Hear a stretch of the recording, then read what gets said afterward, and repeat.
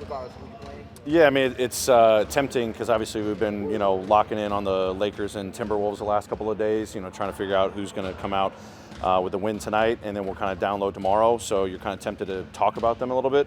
Today was all about us. It was a great team meeting, no film. We just talked about what we got to focus on, what we've learned from our previous playoff experiences, what we learned from this season, where we got to get better. It was a great, starting point for us. And then coming out here and really just getting back to the fundamentals, tighten that up. I thought the guys had great energy.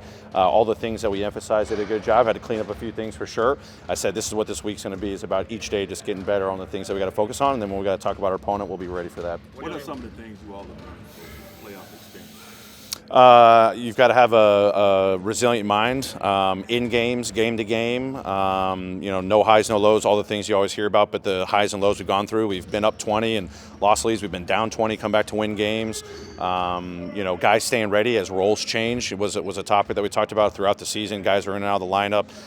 Who knows what 5 guys will roll out there at any given time. That's been something we talked about. The small things. It's going to be a great challenge for us. Are we going to for 48 minutes? And we understand nothing's ever perfect, but are we going to value the small things outside of just game plan discipline? Are we going to focus on sprinting back in transition, being in great help position? Are we going to rebound the ball finally, which we've struggled with all season long? And then, are we going to play with the pass? Are we going to trust it? Are we going to trust that to get the best version of ourselves? Those are things we've learned in the playoffs. Those are things we've learned throughout this season. But as the guy said, we've done it for moments, but we haven't done it to the level we need to. Now the challenge is we got to do it now. There's no more time to waste. Taylor, can you update us on a couple of things? Obviously, the word came out that Stephen may miss the playoff. What's his situation right now with the doctors looking at that MRI from last? Where does he stand going into Sunday? Yeah, I mean it's pretty confirmed. He's most likely out for the playoffs. We don't have definitive words on what the next steps are. I mean it's been an ongoing process the last couple of weeks. I think there's more dialogue still this week with doctors involved. We want to make sure Steven's in a good place. The decisions that are made, that he's confident in it, that our medical team's confident. There's a lot of people involved that we want to make sure we're getting this right. So unfortunately, he's unlikely for the playoffs, but we don't have the next steps right now. Ja had a wrap. Ja shot without a wrap when we saw him. And put a wrap on those fingers from the other night. Is he good to go Sunday? Yeah, no, he's going to be fine to go. It's more just compression. I mean, you're taking every opportunity right now just to manage any type of little soreness that you're going through. A lot of this stuff is just compression based to navigate that stuff, but he'll be full go on Sunday.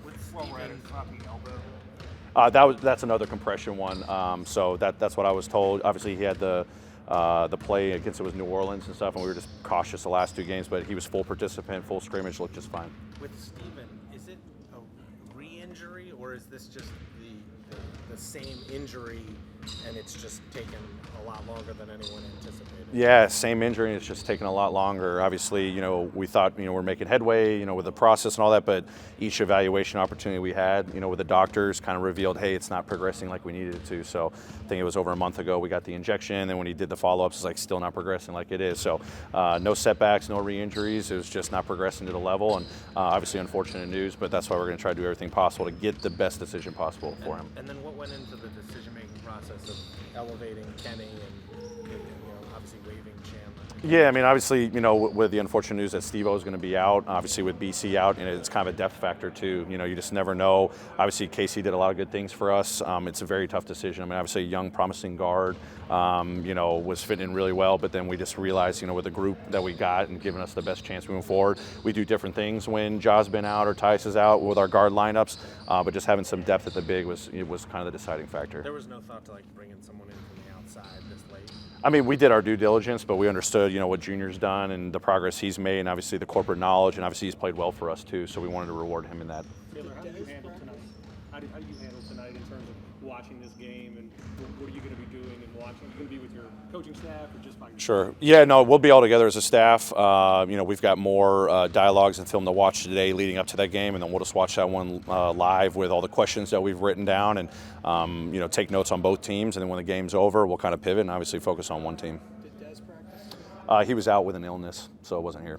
No, nothing major? Nothing major, no. In terms of, I know you don't know who you're going to play, but when you look at these 2 teams, you're obviously familiar with those 2 new faces in Minnesota. When you think NBA, you think of a team like the Lakers, you think of a player like LeBron. If that's the opportunity that comes your way tonight, just, Dylan mentioned legacy when you're talking about a player like LeBron. LeBron James.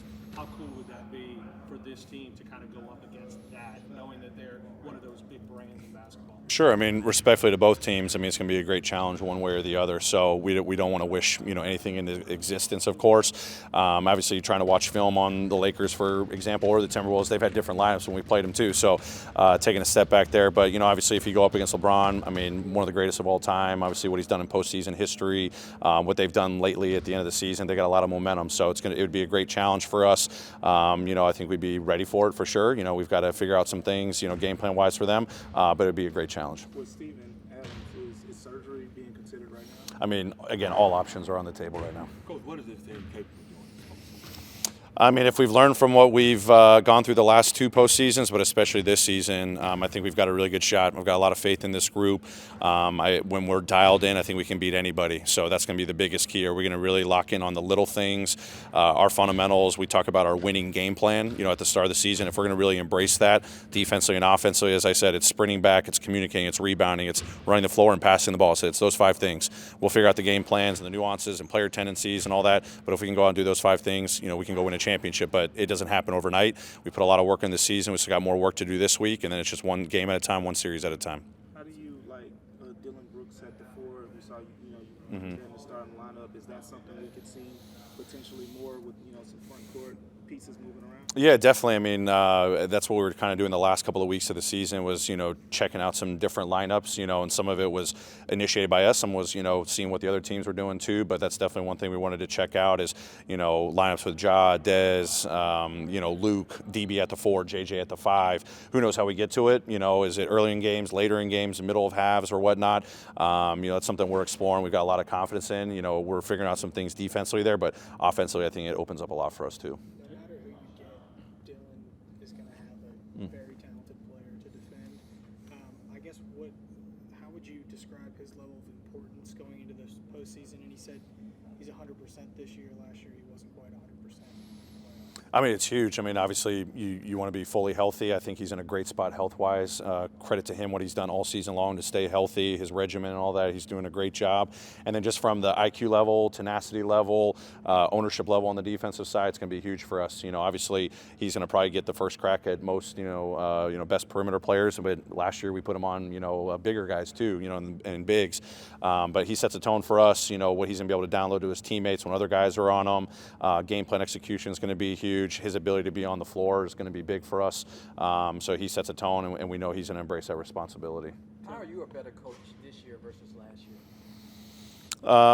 I think experience has driven a lot. It's really helped guide me in terms of, we're naturally going to try to turn over every single rock to figure out every, possible outcome defensively, offensively. We've got a completely new team, so I think the season's helped me a lot, kind of navigating a lot of different things. But I think it's allowed me to kind of just figure out the priorities. How am I going to make my decision-making quicker and better and more educated and whatnot? So last season's completely different than this year, but it gives you just kind of the thought process to navigate the preparation, but then also the in-game, strategies and adjustments you have to make. Taylor, what does it say about Steven, though? Obviously, he's gotten this bad news, but yet, if it's shoot around on the road or even here every practice, he's still out.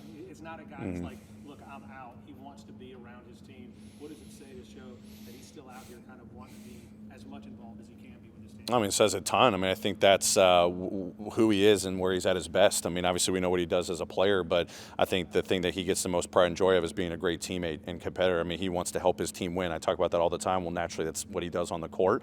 Obviously, the circumstances now, I think you see him, how he's embraced so many of the young guys. His vocal leadership in the meetings today and recent meetings that we've had on court, tactician, figuring out things, especially helping X and JJ and Santi and those guys navigate things that he's exposed to for so many years at the big position. He wants to make an impact. So he always comes in with that joy and positive spirit. You guys feel it all the time when he talks to y'all. But even though he's not playing, he can still make a tremendous impact, and he knows that. Great. Appreciate it. Yep.